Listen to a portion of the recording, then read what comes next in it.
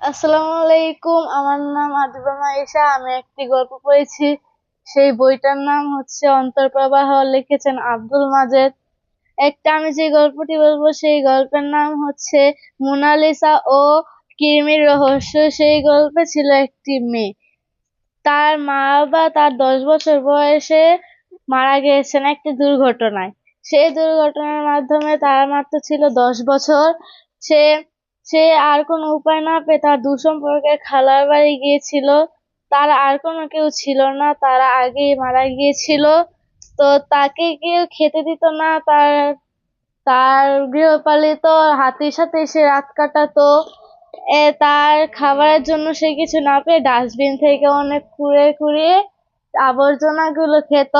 তাই তার তাই তাই তার বিভিন্ন কৃমির হয়ে গিয়েছিল। সে মরার ক্যান্সারের রোগে আক্রান্ত হয়েছিল। তো একটি ডাক্তার তাকে দেখে মায়া করে নিয়ে গিয়েছিল ফ্রিতে চিকিৎসা করতে।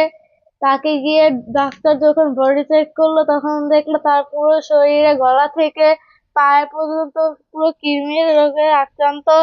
তাই তার প্রথমে তার দাঁত চেক করলো, তার দাঁতেও ছিল কৃমির খিরকিটে ছিল। সেই ডাক্তারটির নাম হচ্ছে হোমিওপ্যাথ। ডাক্তারের কাছে নিয়ে যাওয়া।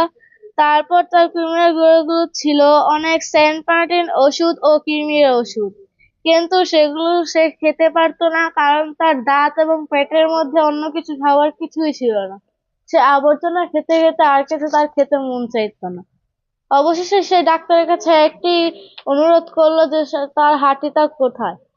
তারপর ডাক্তার বাড়িতে গিয়ে দেখলো তার দুঃসম্পর্কের খালাটি সেই হাতিটাকে জবাই করে খেতে ফেলছে। অবশেষে তার একটি কলিজা ছিল,